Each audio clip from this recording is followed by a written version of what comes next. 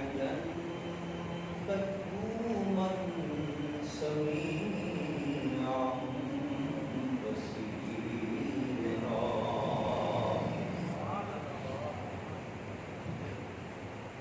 والصلاة والسلام على رسوله أرسله بالحق بشيرا ونذيرا وعلى آله وأصحابه كثيرا كثيرا أما بعد أعوذ بالله من الشيطان الرجيم بسم الله الرحمن الرحيم ربنا إني أسكنت من ذريتي بواد غير ذي زرع عند بيتك المحرم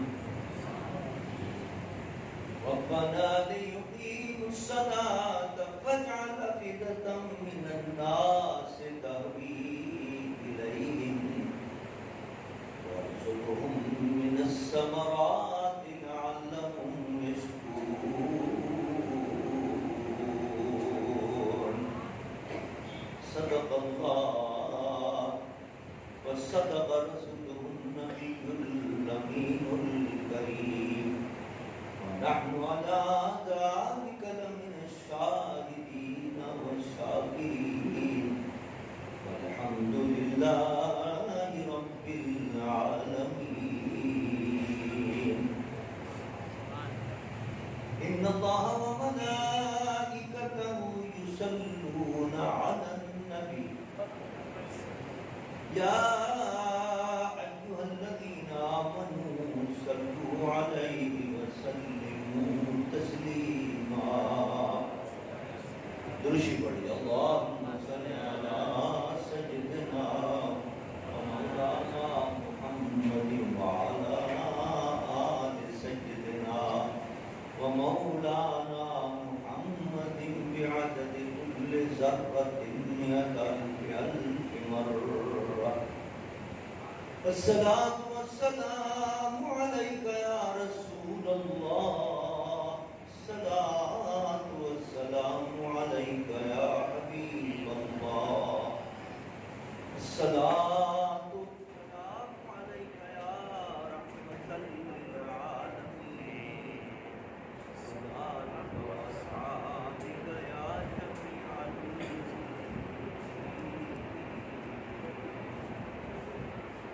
الصلاة والسلام عليك يا رحمة للعالمين وآلك وأصحابك يا شفيع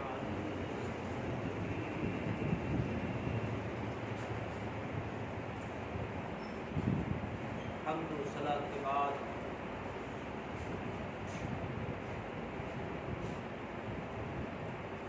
ماشاءاللہ اس مسجد کی انتظامیہ کی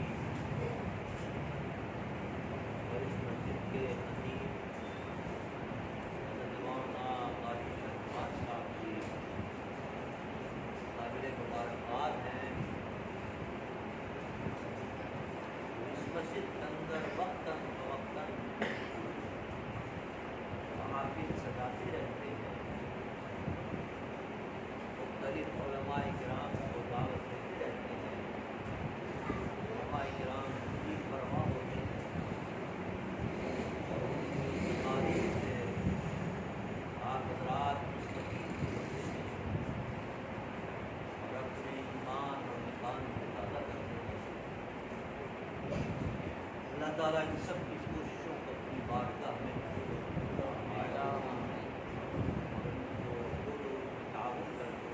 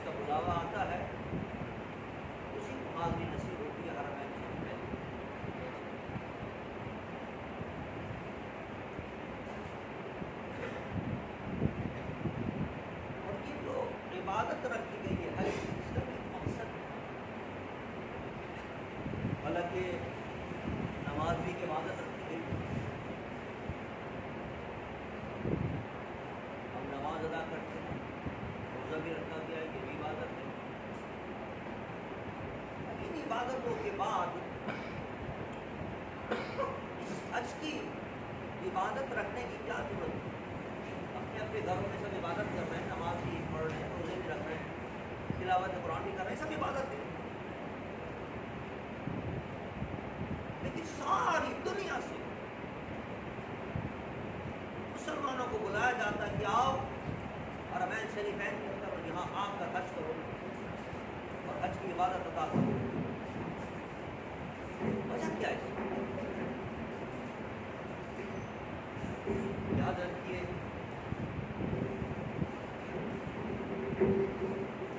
اس کی ایک وجہ کہ وہاں بلا کر اللہ تعالیٰ اپنے بندوں کو کچھ سبق دینا چاہتا تھا، اور وہ ایک نہیں کئی سبق دینا چاہتا تھا. پہلا سبق تو یہ ہے جس کو قرآن میں اللہ نے فرمایا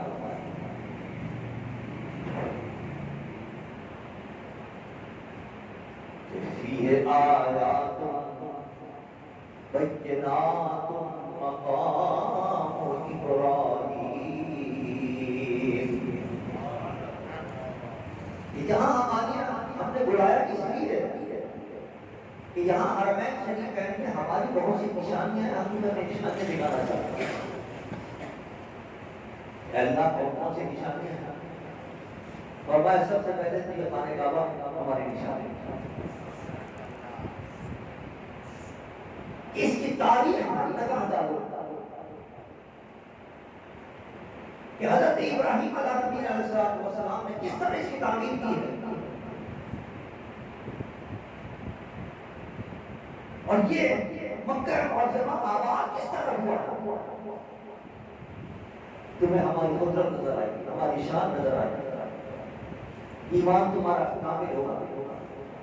مولا اس کی تاریخ کیا ہے؟ قرآن اس کی تاریخ کیا ہے؟ فرماتا حضرت ابراہیم کو ہم نے حکم دیا کہ اپنے بچوں کو اس لقب صحرا میں چھوڑ کے چلے.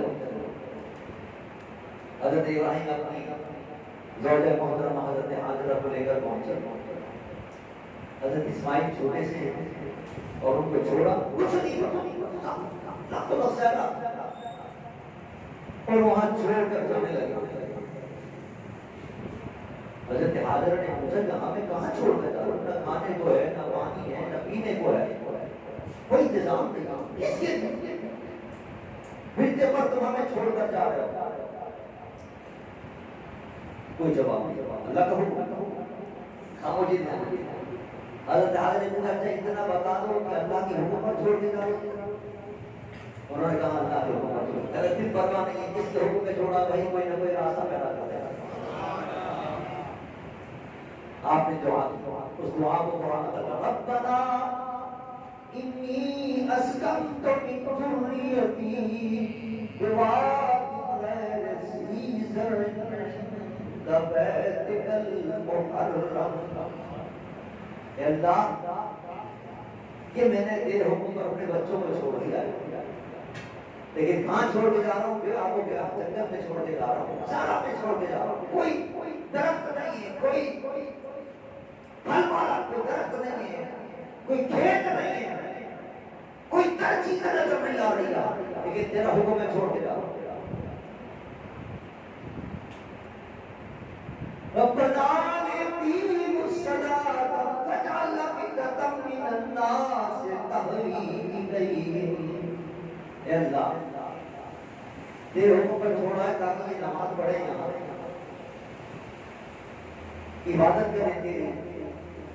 اب جہاں کوئی بھی نہیں ہے اب لوگ کو اس طرح متوجہ کرتے، لوگ کرتے اس طرح متوجہ کرتے کہ لوگ آئیں گا. وَارْزُقْهُم مِّنَ الثَّمَرَاتِ لَعَلَّهُمْ يَشْكُرُونَ. اور ان کو رزق عطا فرما، بہترین پھل ان کو عطا فرما تاکہ یہ تیرے شکر گزار بندے ہو سکیں. بس یہ دعا کر کے وہ چلے. اب حضرت حاجرہ بھوکی پیاسی بیٹھی، حضرت اسماعیل کو جب زیادہ پیاس لگی تڑپنے لگے پیاس کے بے چین ہو گئے. تو حضرت حاجرہ پانی کے تلاش کیا اوپر جاتی ہیں پہاڑی ہے، ایک ادھر پہاڑی ہے، اس پہاڑی کا نام صفا ہے، اس پہاڑی کا نام مروہ ہے۔ کبھی ادھر اوپر جاتی ہے، دیکھتی ہے کہیں پانی نظر آ جائے، پھر نیچے اترتی ہے، اپنے بچے کو بٹھایا اوپر، پھر نیچے آتی تو ذرا تیز دوڑتی کیونکہ بچہ نظر نہیں آ رہا، پھر ذرا اوپر جاتی ہے تو پھر بچہ نظر آنے لگا، اسماعیل چھوٹے سے تو پھر آپ نے اپنی رفتار کم کر لی، پھر اوپر جا کے دیکھا بچہ بھی ٹھیک ہے، اوپر جا کے دیکھا کہیں پانی ہے یا نہیں، کوئی پانی نظر نہیں آ رہا، کوئی کھانے کی چیز نظر نہیں آ رہی،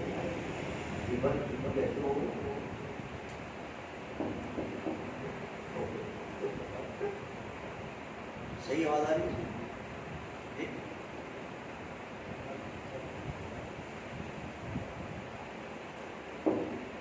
تو حضرت ہاجرہ کبھی اوپر جاتی ہیں کبھی نیچے آتی ہیں، پانی کی تلاش کے اندر 7 چکر لگاتی صفا و مروہ،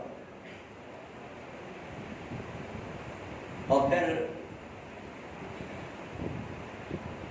حضرت جبرائیل آتے ہیں، اللہ کے حکم سے پیر مارا تو وہاں سے چشمہ جاری ہو گیا۔ سبحان اللہ۔ حضرت ہاجرہ نے کہا زمزم کا نہ ٹھہر، بٹی لگائی ادھر، ٹھہرانے لگی اس کو پانی کو، تو کنویں کے اندر پانی ٹھہر گیا۔ میرے آقا فرماتی ہیں اگر اللہ رحم فرمائے مائی ہاجرہ پر، اگر وہ اس کو نہ ٹھہراتی تو یہ پورا چشمہ ایک دریا بن جاتا اور رواں ہو جاتا۔ پھر ایک قافلہ آتا ہے، وہاں ٹھہر جاتا ہے، پانی دیکھا کہ صحرا کا پانی بھی تو وہ ٹھہر جاتا ہے قافلہ، آبادی ہونی شروع ہو جاتی ہے، ایک مکہ معظمہ بستہ چلا جاتا ہے۔ اب آپ اندازہ کیجیے ہمیں جو بلایا جا رہا ہے وہاں، حالانکہ یہاں عبادت کرتے ہیں، نماز یہاں پڑھتے ہیں، روزے یہاں رکھتے ہیں، تلاوت قرآن یہاں کرتے ہیں، وہاں بلا کر حج کی عبادت کروائی جا رہی ہے۔ کیوں؟ کہ اللہ اپنی قدرت کی نشانیاں دکھانا چاہتا ہے کہ دیکھو حضرت ہاجرہ کس حال کے اندر تھی کہ کوئی دور دراز پانی نظر نہیں آ رہا تھا، کوئی کھانے کی چیز نہ تھی، لیکن جب ہمارے حکم پر ہماری اطاعت کے اندر حضرت ابراہیم ان کو لک صحرا کے اندر چھوڑ کے گئے، ہماری اطاعت کے اندر چھوڑ کے گئے، اللہ نے غیر سن کے پانی کا بندوبست کر دیا، کھانے کا بندوبست۔ اب یہاں آؤ سبق حاصل کرو کہ اللہ کی اطاعت کے اندر اگر تم رہو گے تو زندگی کے اندر کتنی مشکلات پیش آئیں، کتنے راستے تمہارے بند ہوں، تمہیں نظر نہیں آ رہے ہوں کہ یہ کام کیسے بنے گا میرا، اور یہ تو راستہ بند ہے، کوئی راستہ نظر نہیں آ رہا اس مسئلے کے حل کا۔ اللہ فرماتا ہے یہاں سے یہ سبق لے کر جاؤ کہ اللہ کی اطاعت کے اندر رہو، اللہ پر توکل کرو، تمہیں نظر نہیں آ رہا کوئی راستہ، لیکن جب اللہ پر توکل کرو گے تو اللہ تعالیٰ غیر سے تمہارے راستے بناتا چلے گا۔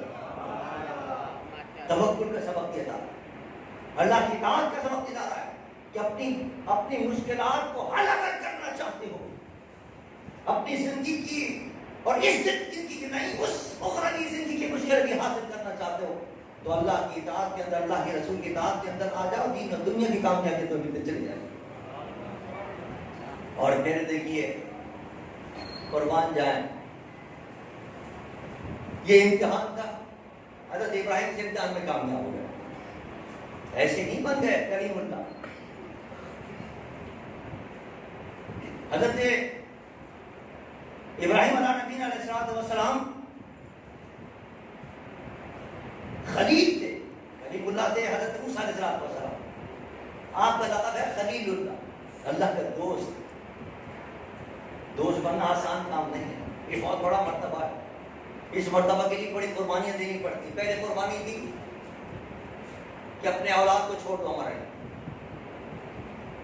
اولاد کو وہ بھی سارا کے اندر چھوڑ کے چلے جائے، موت کے منہ میں چھوڑ کے، اللہ کا حکم چھوڑ دو، کوئی پرواہ نہیں۔ لیکن اللہ نے دکھایا کہ دیکھو ہمارے کہنے پر چلے دیے تو ہم نے ان کو خلیل بھی بنا لیا اور ان کے بچوں کو بچا لیا ہم۔ اب اس سے سخت امتحان ہوتا ہے، اس سے بڑا امتحان ہوتا ہے جب بچہ بڑا ہو جاتا ہے۔ ابھی تو خلیل چھوٹے تھے نا، حضرت اسماعیل چھوٹے سے تھے، بالکل پیاس میں تڑپ رہے تھے، اور حضرت حاجرہ پانی کے لیے دوڑ رہی تھی. اب یہاں بھی ایک چیز قابل غور ہے کہ دیکھیے یہ بھی دکھانا مقصود ہے کہ جو بھی کوئی حاجی چاہتا اس کو حکم ہے جس طرح حضرت بی بی حاجرہ دوڑی تم بھی اسی طرح دوڑو. صفا مروہ کے اندر دوڑ اس کے دوڑے بغیر اور وہ اتنی پھیرے لگاؤ جتنے حضرت حاجرہ نے لگائے اور اسی انداز سے لگاؤ جس انداز سے حضرت حاجرہ دوڑی تھی. وہ کس انداز سے دوڑی تھی؟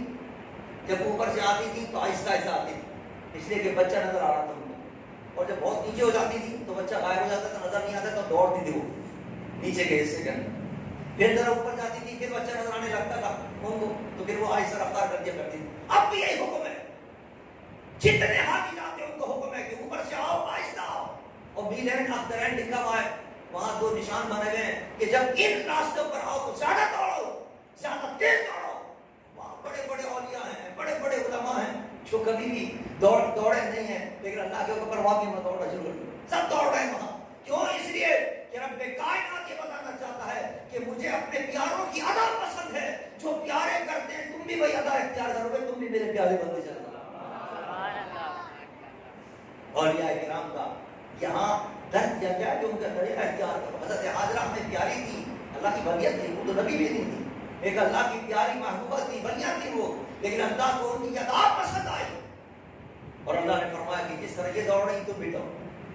تمہارا حج اس وقت قبول نہیں ہوا جب تک کہ صفا مروہ کے اندر تم اس طرح چکر نہیں لگاؤ, اس طرح چکر لگاؤ پھر تمہارے حج قبول ہوگا. یہاں دوسرا سبق دینا مقصود ہے کہ یہاں آ کر یہ سبق لے کے جاؤ کہ ہمارے پیاروں کا ادب کرو, ہمارے پیارے بندیوں کے طریقے پر نقش قدم پر چلو, ہمارے محبوب بندے چلو. اولیاء کرام قرآن پاک میں دوسرے مقام ہے یا ایھا الذین آمنوا اتقوا اللہ وکونوا مع الصادقین. اے ایمان والو تقوی اختیار کرو اور میرے سچے بندوں کے ساتھ رہا کرو, ان کی میت اختیار کرو, ان کی صحبت اختیار کرو, اللہ کی بندیوں کی صحبت میں رہو, ان کا طریقے پر چلو.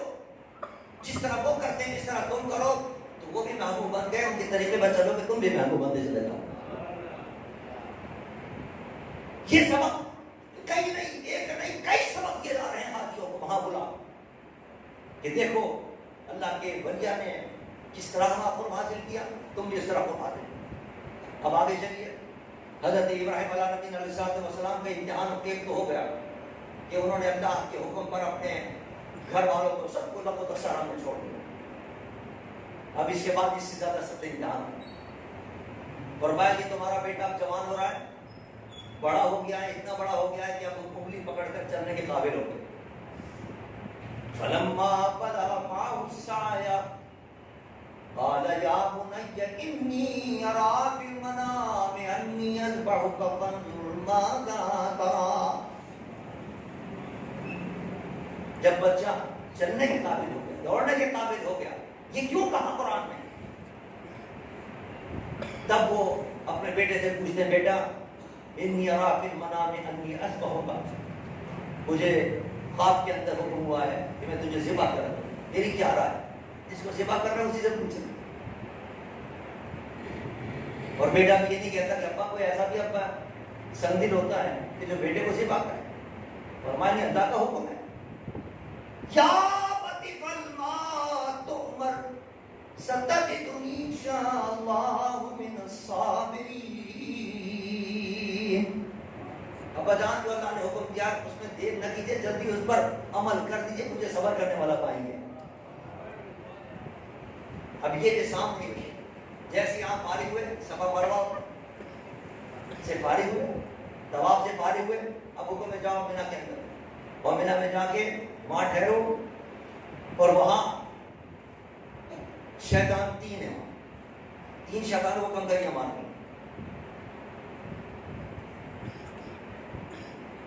یہ 3 شیطان کیوں؟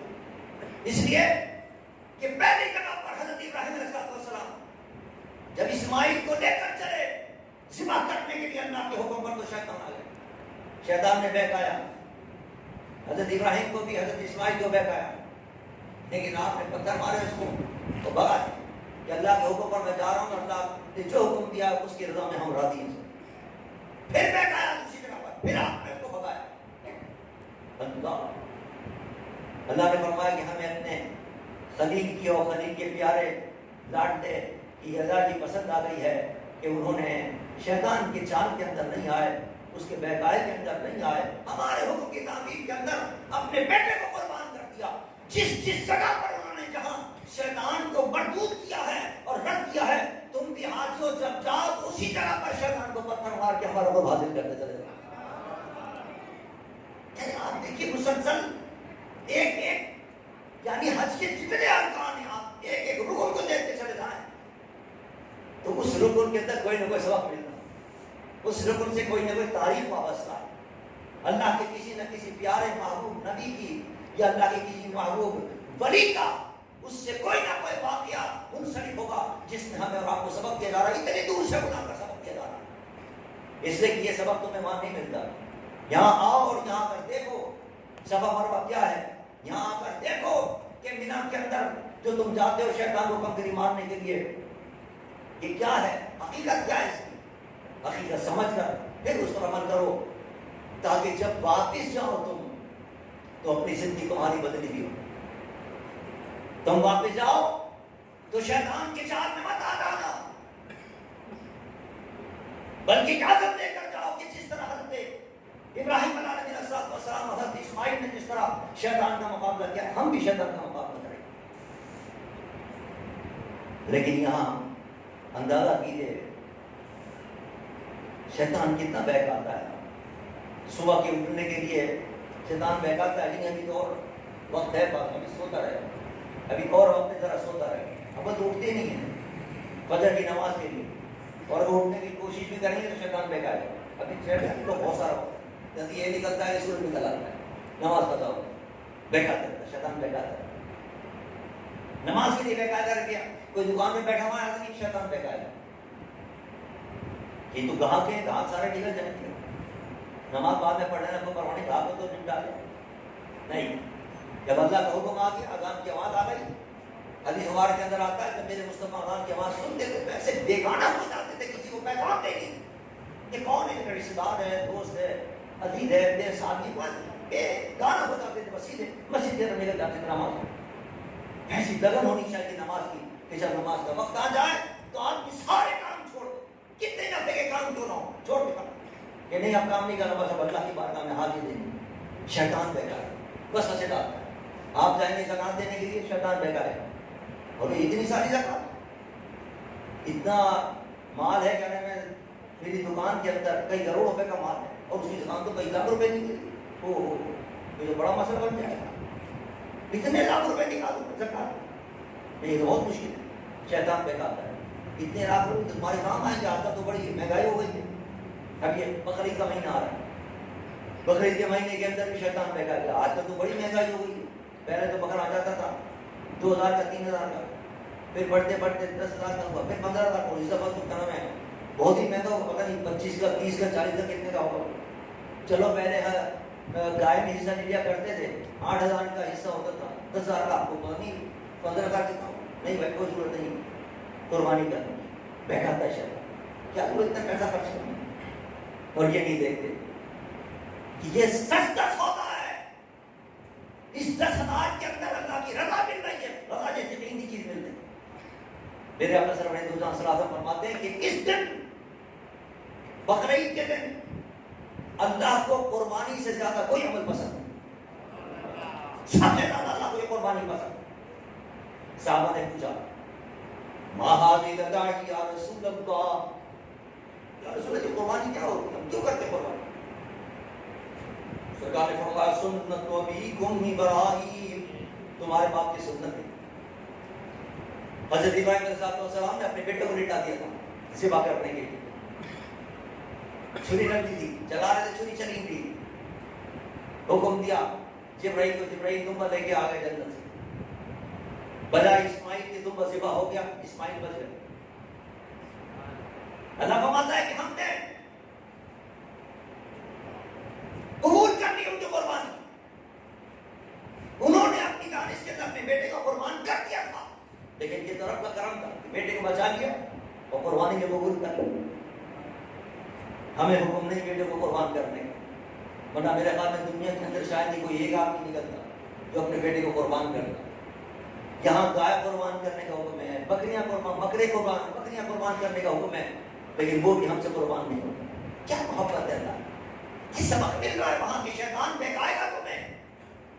حج کے موقع پر ہمیں بلا کر یہ سبق دیا جا رہا ہے کہ دیکھو شیطان کی بہکار مت آنا. جہاں تم کنکری مار کر گئے ہو، حضرت ابراہیم کی سنت پر تم نے عمل کیا ہے، شیطان کو بھگا دیا تم نے.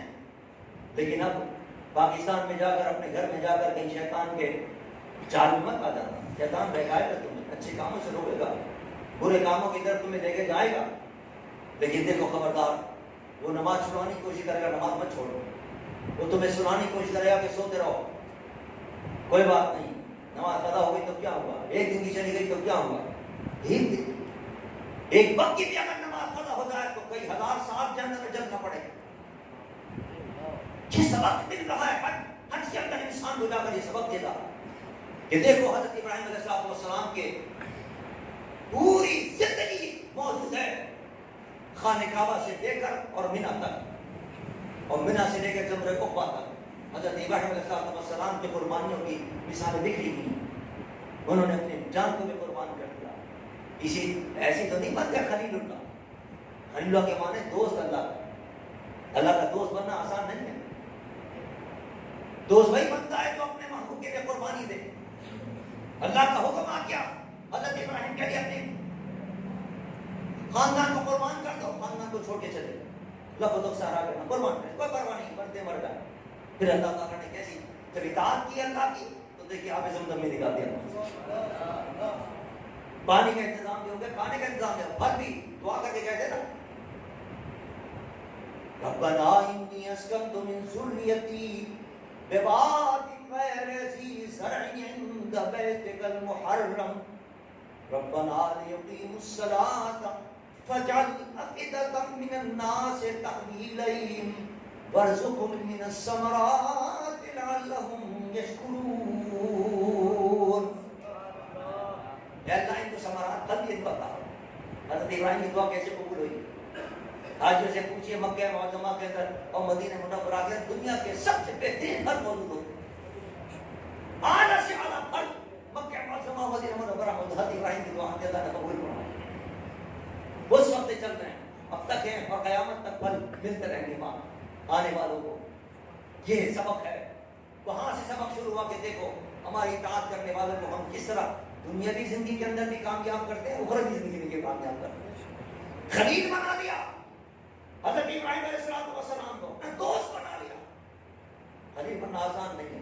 انہوں نے اپنے جب ہمارا حکم آ گیا خاندان کو قربان کر دیا، ہمارا حکم آ گیا بیٹے کو قربان کر دیا، اور آخری حکم آ گیا اپنی جان کو قربان کر دیا. یہ اس سے بھی زیادہ سخت حکم تھا، یہ اس سے بھی زیادہ سخت امتحان تھا. نمرود نے آگ کے شعلے بلند کر دیے، آگ جلائی، کئی دن تک جلائی آگ، اور اتنے شعلے بلند ہو گئے کہ اس کے اوپر سے کوئی پرند نہیں اڑ سکتا تھا. تپش ہوئی. دلیل کو جا کے کیسے ڈالے، منچیل کے ذریعے حضرت ابراہیم کو اس آگ کے اندر بگا گیا. اور جب ڈالا گیا آگ کے اندر تو پھر حضرت ابراہیم علیہ السلام توکل کا کیا مقام. جبرائیل نے آ گئے کہ میرے لائق کو خدمت ہو، کہنے کوئی خدمت نہیں تمہاری. اب آپ اندازہ کیجیے اگر ایسے وقت کے اندر ہمیں اگر کوئی مشکل پیش آ جائے تو ہم تلاش کرتے ہیں کوئی وسیلہ، کوئی آدمی مل جائے، ہمارا مددگار مل جائے، کوئی پریشانی اگر آتے ہم تلاش کرتے ہیں بھائی کچھ جاننے والا مل جائے جو ہماری مشکل آسان کر دے. اور اتنی بڑی مشکل ہے آگ میں ڈالا جا رہا ہے، آگ میں پھینکنے کا وقت، اور اس وقت جبرائیل کے ساتھ فرشتہ آ جائے کہ میرے لائق کو خدمت فرمائے، کوئی خدمت نہیں. پھر غصے کہیے اپنے رب سے عرض کیجیے کہ وہ میری مشکل آسان ہے. فرمایا اسے کہنے کی ضرورت ہے کہ تو خود دیکھ رہا ہوں، اسے کیا کیا ہوں، وہی تو میرا امتحان لے رہا ہے. وہ جس میں راضی میں اس پر راضی. اور کیا پڑھا آپ نے؟ حسبی اللہ و نعم الوکیل.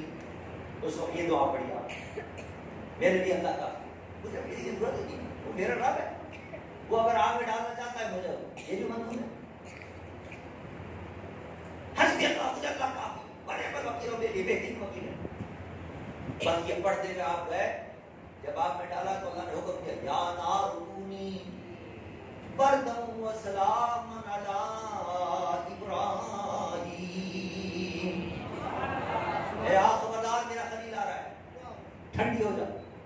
علماء فرماتے ہیں صرف اگر بردن کا لفظ ہوتا تو اتنی زیادہ ٹھنڈی ہوتی، اتنی زیادہ ٹھنڈی ہوتی کہ حضرت ابراہیم کو اس کے ٹھنڈک کی وجہ سے نقصان ہوتا۔ اس کے ساتھ فرمایا وسلام علی ابراہیم، زیادہ ٹھنڈی مت ہو جائے گی، سلامتی کے ساتھ ٹھنڈی ہوتا۔ تو آگ نہ رہی باغ ہو گئی، آگ نہ رہی باغ ہو گئی۔ یہ سبق تھا کہ ہم نے ابراہیم کا امتحان ہر طرح سے لیا، مال قربان کرنے کے لیے کہا مال قربان کر دیا، اپنی اولاد قربان کرنے کے لیے کہا اولاد قربان کر دی، اپنی جان دینے کے لیے کہا تو جان پہ قربان کر دی، اس لیے کہ ہمارا محبوب پیارا بندہ خلیل بنتا چلا۔ تم بھی اگر چاہتے ہو اللہ کا محبوب بن جاؤ تو قربانی دینی پڑے گی، بغیر قربانی کے نہیں بنتا آدمی۔ اللہ کا حکم آ جائے نماز کے لیے تو اپنی نیند قربان کر دو، اللہ کا حکم آ جائے دینا ہے زکات ادا کرنی زکات ادا کرو، اللہ کا حکم آ جائے مسجد بنانی ہے مسجد بنانی، ماشاءاللہ کتنی شاندار مسجد بنائی، کتنے لوگ جنہوں نے اس میں حصہ لیا ہو، جو دینی کام میں حصہ لیتے ہیں، اپنا پیسہ لگاتے ہیں، قربانی دے رہے ہیں اپنے مال کی، جنت حاصل کریں۔ ہر حکم پر تیار ہے آدمی اپنی قربانی دینے کے لیے۔ اب قربانی کا مہینہ آ رہا ہے، یا رسول اللہ ہمارے لیے اس میں کیا ہے، ہمیں اس میں کیا فائدہ ہوگا؟ صحابہ پوچھتے ہیں، حضور نے فرمایا جس جانور کی تم قربانی کر رہے ہو اس کے ایک ایک بال کے بدلے اللہ تمہیں نیکی عطا فرمائے۔ تو صحابہ نے مجھے عرض کیا، بعض لوگ تو دمبے ذبح کرتے ہیں اور بھیڑ ذبح کرتے ہیں، بھیڑ کے اندر تو بال نہیں ہوتا، روواں ہوتا ہے، وہ خون ہوتا ہے، اس کے اندر کوئی حساب ہی نہیں کہ کتنے ریشے ہیں اس کے اندر، وہ تو بے شمار ریشے ہوتے ہیں، تو اس میں اللہ تعالیٰ کتنا دے گا؟ ہمارا اللہ تعالیٰ تو بڑا سخی ہے، بڑا کریم ہے، تم کیا سمجھتے ہو کہ روح زیادہ ہوگا تو اللہ نہیں دے گا؟ جو قربانی تم کرو گے اس کے بدن پر جتنے بال ہیں ان بالوں کے بدلے اللہ تمہیں نیکی عطا فرمائے۔ بتائیے زندگی میں ہم کتنی برائیاں کرتے ہیں، کتنی کیا نام ہے گناہ کرتے ہیں، اگر یہ نیکی کر لیں اور یہ اللہ کے حکم پر عمل کر لیں تو کتنا ثواب ملے گا، کتنے گناہ معاف ہو جائیں گے اور کتنی نیکیوں میں ہمارا اضافہ ہو جائے۔ لیکن نہیں، شیطان یہاں بھی بہکانے والا ہے۔ انسانی شکل کے اندر بھی کچھ شیطان ہوتے ہیں، یوسوس فی صدور الناس من الجنۃ والناس، اللہ فرماتا ہے وہ انسانوں بھی ہوتے ہیں بس وجہ ڈالنے والے، وہ کہتے ہیں نہیں کیا ضرورت ہے اتنے پیسہ خرچ کرنے کی، اس سے اچھا تھا وہ تمہارے پڑوس کے اندر ایک غریب تھا نا، اس کو پیسے دے دیتے، اس کی شادی ہو جاتی بیچاری بچی، اور اس کا بیچارے کا گھر نہیں تھا، اس کو گھر بنا کے دے دیتے پیسے کے اندر، فلاں کا یہ کام کر دیتے ہیں، جب تم نے خامہ اتنے ایک گائے خریدی جناب 1 لاکھ روپے کی، 1.5 لاکھ روپے کی، اور یہ بکرا تم نے خریدا 50,000 روپے، اس 50,000 روپے کے اندر اور کوئی کام بھی ہو سکتا تھا۔ اللہ یاد رکھیے، میرا آقا نے فرمایا کس دن بقرہ عید کے دن اللہ کو سوائے قربانی کے کوئی عمل پسند نہیں ہے، سب سے زیادہ جو پسند ہے وہ قربانی کا عمل پسند ہے۔ اگر اسے نام لے کر نہیں کہا میں تو یہ پیسے کسی اور کو دوں گا، یہ قبول نہیں ہوگا، صرف اللہ کو قبول ہے۔ جس چیز کا اللہ نے حکم کیا ہے اسی پر انسان عمل کرے وہ اللہ کو قبول ہو، اپنی مرضی سے نہیں کرنا چاہیے کہ نہیں صاحب میں تو کیا نام ہے اللہ نے 4 وقت کی نماز 4 رکعت رکھی ہیں عشاء کی، میں تو اللہ کو خوش کرنے کے لیے 5 رکعت پڑھوں، تو 5 رکعت ہو جائیں گی؟ نہیں ہوگی۔ آپ کے نہیں صاحب مغرب کے اندر تو 3 کرتے ہیں، اللہ نے میرا تو جی چاہ رہا ہے کہ اللہ کو خوش کرنے کے لیے 4 رکعت پڑھوں، تو مغرب کی 4 پڑھیں گے 4 تک ہو جائیں گے؟ نہیں ہوگی۔ فجر میں آپ کے نہیں صاحب میں تو فجر کی نماز 2 اللہ نے رکھی، میں تو 4 پڑھوں گا، تو 4 آپ کی نماز ہو جائیں گی؟ نہیں ہوگی، رد ہو جائے گی۔ اللہ نے جب 2 کا حکم کیا تو 2 ہی قبول ہوں گی، مغرب میں 3 کا حکم کیا تو 3 ہی قبول ہوں گی، عشاء میں 4 کا حکم کیا تو 4 قبول ہوں گی، بقرہ عید میں اگر جانور قربان کرنے کا حکم کیا تو صرف جانور کی قربانی اللہ کے بارے۔ اور اگر آپ کے چاہے نہیں صاحب اس کے بدلے کچھ اور دے دوں تو وہ قبول نہیں ہوگا اللہ کی بارگاہ۔ کتنے آپ کروڑوں روپے کسی کو دے دیں، صرف اللہ کی بارگاہ میں اس روز اگر قبول ہوگا تو صرف قربانی قبول ہوگی۔ اور کتنا کرم ہے اللہ کہ اس کے بدلے ہمارے گناہ معاف ہو گئے، ہماری نیکیوں میں اضافہ ہوگا۔ لہٰذا یہ نہ دیکھو قربانی کے دنوں کے اندر، اور اس زمانے میں تو مہنگائی بڑھ گئی، ہر حکومت جو آتی وہ مہنگائی بڑھاتی چلی جاتی، ہر حکومت جو آتی ہے بڑھائی بڑھاتی، اور پچھلی حکومت کو برا برا کہتے رہتے ہیں۔ عمران خان صاحب کی حکومت آئی وہ پچھلے کو برا برا کہتا رہتا ہے، میں آؤں گا تو میں جناب بہت اچھا کر دوں گا اور کیا نام ہے کم کر دوں گا اور مہنگائی کم کر دوں گا۔ ان کے مہنگائی بڑی کیا آ رہی تھی، انہوں نے تو مہنگائی مارچ کیا کہ ہم آئیں گے تو ہم مہنگائی ختم کر دیں گے، آگے اور مہنگائی بڑھے، اب کوئی دوسرا آئے گا تو اور مہنگائی بڑھا دے۔ وجہ کیا ہے؟ وجہ یہ ہے کہ یہ سارے کے سارے IMF کے غلام ہیں، یہ سارے کے سارے ورلڈ بینک کے غلام ہیں، یہ سارے کے سارے امریکہ کے غلام ہیں، خواہ وہ PTI ہو، خواہ وہ کیا نام ہے MKM ہو، خواہ وہ کیا نام ہے پیپل پارٹی ہو، اور خواہ وہ نون لیگ ہو، سارے کے سارے ان کے غلام اپنے دور کے اندر اس پر عمل کرتے ہیں، کہتے ہیں ہمارا دور آئے گا تو ہم جناب IMF پہ نہیں چلیں گے، ہم اس کی کہنے پہ نہیں چلیں گے، چلتے ہیں ان کے کہنے کے اوپر۔ ہمارا کہنا یہ اس ملک کے اندر اسلام کا نظام نافذ کرو، سارے IMF وغیرہ سے تمہیں نجات ملتی چلی جائے۔ اور اب تو کورٹ کا فیصلہ، شریعت کورٹ کا فیصلہ آ گیا کہ پاکستان کے اندر سود کو ختم کر، یہ سود کی لعنت ہے جس کی وجہ سے ہماری معیشت تباہ و برباد ہو رہی ہے۔ میرے آقا نے فرمایا، قرآن میں اللہ فرماتا ہے کہ جو سود کا لین دین کرتا ہے وہ اللہ سے جنگ کرتا ہے۔ اب بتائیے اللہ سے جنگ کر کے کوئی جیت سکتا ہے؟ یہاں اگر کوئی چھوٹا سا ایسے جو آپ کو دھمکی دے دے کہ میاں آج سے میری تمہاری دشمنی ہے، اس سے تمہاری جنگ ہے، آپ گھبرائیں گے کہ میاں ایسے جو نے مجھے دھمکی دے دی، اور یہاں یہ بات کوئی ایسے جو نہیں کر رہا، رب فرما رہا ہے کہ اگر تم نے سود کا کام کیا تو مجھ سے جنگ کر رہے ہو۔ اب اللہ سے جنگ کر کے کسی کی معیشت سنور سکتی لگے، اس سے سود لے رہے ہیں، اس سے سود لے رہے ہیں، فلاں ملک کے بعد دوڑے ہوئے جا رہے ہیں، فلاں ملک کے بعد دوڑے ہوئے جا رہے ہیں، سود کے سود چڑھ رہا ہے، سود پہ سود چڑھ رہا ہے۔ وہ بڑے خوش ہو رہے ہیں صاحب ہم لے کے آ گئے ہیں، اتنی امداد اور مل جائے، امداد کیا مل گئی، یہ سود اور چڑھ گیا، اس سود کو ختم کرنے کی کوشش کرو۔ اور جس دن سود کا ختم خاتمہ ہو گیا، پاکستان کی معیشت کہیں سے کہیں جلدی چل جائے، اور اس کا علم نے پیش کیا، لیکن نہیں ہے، ایمان ان کا مضبوط نہیں ہے۔ ہمارے حکمرانوں کا تو ایمان مضبوط ہو کہ اللہ کا حکم سچا ہے، اللہ کے حکم پر عمل کرنا ہے، اور دنیا کچھ کہتی رہتی کہ کتنی ترقی ملتی ہے۔ تو مہنگائی کی بات کہیں سے کہیں چلی گئی، میں کر رہا تھا مہنگائی ہو گئی ہے، تو اب لوگ یہ سوچیں گے تو اب مہنگائی جو کہ بہت ہو گئی ہے، بکرا بڑا مہنگا آئے گا، اور اب تو گائے کا حصہ بھی بڑا مہنگا ہوگا، لہٰذا اب چھوڑے دو، قربانی کرنے کی ضرورت ہی نہیں ہے۔ نہیں ایسا مت کریں۔ جس کے پاس 52 تولہ چاندی ہے یا 52 تولہ چاندی میں مقدار پیسے ہیں، اگر 85,000 بھی کس کے پاس ہے تو اس کے اوپر واجب ہو گیا، قربانی واجب ہوگی اس کو تقریباً کتنا بنتا کہ 90,000 بنتا، دیکھ لیں حساب لگا لیں کتنے بنتے ہیں 52 تولہ چاندی کے پیسے۔ کسی کے پاس اتنے پیسے ہیں تو اس کے اوپر قربانی واجب ہو گئی۔ اور اب تو ہر گھر میں ہر فرد کے پاس پیسے ہوتے ہیں، سوائے بچوں کے پاس پیسے ہے تو اس کے اوپر قربانی نہیں ہے۔ اگر کسی عورت کے پاس پیسے ہیں، کسی مرد کے پاس پیسے ہیں، کسی جوان کے پاس پیسے ہیں، کسی نوجوان کے پاس پیسے ہیں، سب کے اوپر اللہ تعالیٰ قربانی واجب ہے۔ اللہ کی بارگاہ میں کچھ دلی سے قربانی پیش کرو، کوئی دلی سے قربانی پیش کرو کہ اللہ تمہاری روزی میں اضافہ کر دے۔ اور سب سے بڑی بات تو اللہ کی رضا ہے، سب سے بڑی بات تو ہمارے گناہوں کی معافی ہے، جو گناہوں کی معافی ہو جائے گی، ایک ایک اس کے بال کے بدلے کے اندر کتنی نیکیاں ہمیں مل رہی ہیں، اور کہتے ہیں ہمارے گناہ معاف ہو۔ اور سب سے بڑی بات کہ اللہ کی رضا مل رہی ہے، اللہ راضی ہوتا ہے۔ حضور فرماتے ہیں کہ جب قربانی کا جب ذبح کرتے ہو تو اس کا پہلا قطرہ زمین پہ گرنے سے پہلے اللہ کی بارگاہ میں قبول ہو جاتا ہے۔ تو لہٰذا ہمیں چاہیے کہ ہم پوری دلی سے قربانی کر رہے ہیں، قربانی کے دن آ رہے ہیں، اور اللہ کی راہ میں راضی رہیں۔ یہ حج ماشاء اللہ جو حج پہ جا رہے ہیں، اللہ مبارک کرے ان کو۔ ہمارے حافظ صاحب تو ماشاء اللہ بار بار جاتے رہتے ہیں، ابھی آئے عمرہ کر کے پھر ماشاء اللہ جا رہے ہیں۔ یہ بلاوا آتا ہے، وہاں سے بلاوا آتا ہے، ایسا کوئی نہیں آتا۔ میں نے پتہ نہیں کتنے دیکھے بڑے بڑے کروڑ پتی لوگ، کتنے ہر دوسرے روز جناب یورپ کا چکر لگاتے ہیں، لیکن ان کو توفیق نہیں ہوتی حرمین شریفین کے حاضری ہوتا۔ لیکن بات ایسے بھی ہوتے ہیں غریب جن کے پاس کھانے کو نہیں ہوتا، لیکن اللہ کو راستہ بنا دیتا، چلے جاتے ہیں حرمین شریفین کا۔ بلاوا وہاں سے آتا ہے، اگر وہاں لکھا ہوا ہے اور حضور نے بلا لیا ہے، خود بخود انتظام ہوتا ہے، خود بخود انتظام ہوتا ہے۔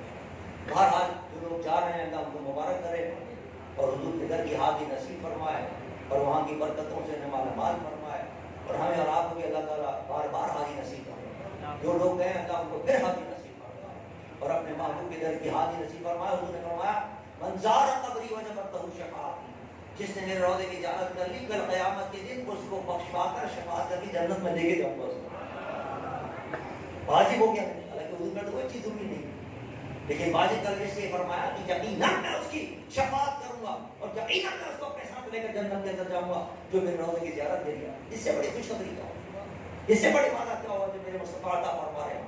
تو لہٰذا خوش نصیب ہیں وہ لوگ کہ جو جا رہے ہیں حج دینے کے لیے، اور جنہوں نے حج نہیں کیا وہ حج کر لیں، اور یہ انتظار نہ کریں کہ صاحب ابھی تو میں بوڑھا ہوں گا، ابھی تو جناب پیسے لگانے مجھے اپنی دکان کے اندر، اور ابھی تو بیٹی کی شادی نہیں ہوئی، ابھی تو بیٹی کی شادی نہیں ہوئی، ابھی تو بڑا کام نہیں ہوا، بڑا کام نہیں ہوا، سب کام بعد میں ہوں۔ اگر کسی پر اللہ وللہ علی الناس حج البیت من استطاع الیہ سبیلا، تم پر حج فرض ہو گیا ہے، کن پر؟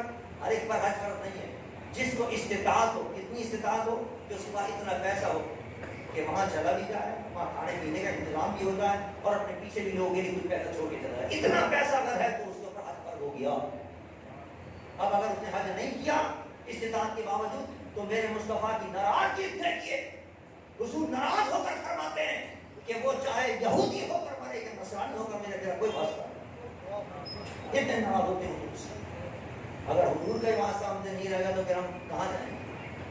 تو لہذا اس میں دیر نہیں کرنی چاہیے، اور پھر حالات بھی پتہ نہیں کتنے بدلتے ہیں۔ اب 3 سال پہلے کی بات ہے، اللہ کا شکر ہے مجھے تو کئی مرتبہ حاجی کی توفیق ملی، بچے کہنے لگے صاحب چلیں حج کے لیے، میں کہا چلو حج پہ چلے جائیں۔ 3 سال پہلے کی بات، بعض لوگوں نے نہیں کہا اگلے سال کریں، میں نے کہا نہیں، جو کام پہلے کرنے کا وہ پہلے کریں۔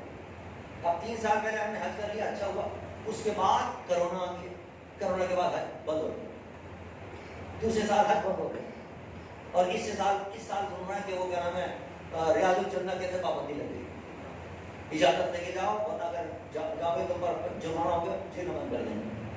کیسے کیسے ظلم کر رہے ہیں وہاں کے حکمراں، اللہ ان کو ہدایت عطا فرمائے۔ کتنے کتنے دور سے لوگ ترستے ہوئے آتے ہیں ریاض الجنہ کے لیے، جنت کا ٹکڑا ہے، میرے آقا نے فرمایا ماں بین منبری و قبری روضۃ من ریاض الجنہ، سرکار نے فرمایا میرے منبر اور قبر کے درمیان کے حصہ وہ جنت کا ٹکڑا ہے، اس جنت کے ٹکڑے میں 2 رکعت نماز کے لیے ترستے ہیں لوگ، اور یہ پابندی لگا ہے کسی کو جانے کی ضرورت نہیں، اللہ ہدایت دے وہاں کے اوپر آنا۔ اب دیکھیے مصیبت آ گئی، 3 سال ہو گئے اور لوگ ترس رہے ہیں وہاں جانے کے لیے اور وہاں نماز پڑھنے کے لیے ترس رہے ہیں۔ تو لہٰذا اپنی زندگی کو غنیمت سمجھنا چاہیے، اور جتنا وقت ملے اس کو فوراً اس وقت کے اوپر کرو، چلے جاؤ حج کر لو جا کے، اور جوانی کا بہت چلنا پڑتا ہے، بہت چلنا پڑتا ہے، تو بوڑھے لوگ کی بڑی مشکلات پیش آتی ہیں، تو لہٰذا جوانی کے اندر حج کرنا چاہیے، فوری طور پر حج کر لو جن کا حج فرض ہو گیا ہے، تاکہ اللہ کی بارگاہ میں بری ہو جائے آدمی اور جنت کا۔ حضور اکرم صاحب نے فرمایا کہ جو حج کر کے جب واپس آتا ہے تو ایسا ہوتا ہے جیسے ماں کی پیٹ سے آج پیدا ہوا، سارے گناہ معاف ہو جاتے ہیں۔ دیکھ میرے مصطفیٰ کا کرم ہے اپنی امت کے لیے کہ حضور کو اللہ تعالیٰ کی حضور کی امت کو یہ تحفہ عطا کیا حج کا کہ اب حج کر لیں، بدتقاض بشری گناہ ہو جاتے ہیں، لیکن حج کی وجہ سے اللہ اپنے سارے گناہ معاف فرما دے۔ اللہ تعالیٰ جو لوگ جا رہے ہیں ان کے حج کو قبول فرمائے، ان کے حج کو آسان فرمائے۔ بقرعید آ رہی ہے، اللہ ہمیں آپ کو سب کو جو صاحب استطاعت ہیں ان کو قربانی کرنے کی توفیق عطا فرمائے، اور خوش دلی سے قربانی کرنے کی توفیق عطا فرمائے۔ یہ مت دیکھ کے لانا کہ بکرا ایسا لے کے آئے تو کیا نام ہے سستے سے سستا ہو، پتہ چلا وہ گھر آنے سے پہلے ہی بھر گیا، سستا لے کے آئے۔ اللہ کی بارگاہ میں جب دینا ہے تو اچھا پیسے لگا کر کوئی تندرست بکرا لے کے آؤ تاکہ اللہ کی بارگاہ میں قبول جائے۔ پیسے جو اللہ کی راہ میں لگاؤ گے اس کے بدلے اللہ کی رضا مل رہی ہے، اتنی قیمتی چیز مل رہی ہے کہ اس کے مقابلے میں 10-20 ہزار کوئی ایسی نہیں رکھتی۔ لہٰذا زیادہ سے زیادہ اچھی قربانی اللہ کی بارگاہ میں پیش کرو، اللہ تعالیٰ ہم اور آپ کو سب کو اچھی قربانیاں پیش کرنے کی توفیق عطا فرمائے۔ ہمارے مولانا شاہ نواز صاحب اور یہاں کی انتظامی ماشاء اللہ آپ کی اس مسجد میں محفل چلاتے ہیں ہر مہینے، اللہ تعالیٰ ان کو بھی ان کی اس کوشش کو قبول فرمائے اپنی بارگاہ کے اندر، اور ہمیں اور آپ کو سب کو اس سے مستفید ہونے کی توفیق عطا فرمائے۔ ایسی محفل میں آیا کیجیے، شرکت کیا کیجیے، بڑے بڑے علماء آتے ہیں، مسائل بیان کرتے ہیں، اپنا عقیدہ بیان کرتے ہیں، سب سے اہم چیز عقیدہ ہوتا ہے۔ عقیدہ درست ہو جائے گا تو عمل درست ہو جائے گا، اور اگر عقیدہ ہی خراب ہے تو آپ کتنی نمازیں پڑھیں، نمازیں ساری بیکار جائیں گی، روزے رکھیں روزے بیکار جائیں، حج کرنے جائیں گے حج بیکار چلا جائے گا اگر عقیدہ خراب ہے۔ تو لہٰذا عقیدہ درست ہونا چاہیے۔ ماشاء اللہ اس قسم کی محفل کے اندر عقیدے کی بات کی ہوتی ہے، اعمال کی بات کی ہوتی ہے، لہٰذا ایسی محفلیں منعقد کرتے رہنا چاہیے، ان محافل کے اندر شرکت بھی کرتے رہنا چاہیے۔ جو شرکت کرنے والے ہیں، جو اس کو بانیان میں سے ہیں، جو اس کے انتظامات کرنے والے ہیں، اللہ ان سب کی روزیوں میں رزق و برکت عطا فرمائے۔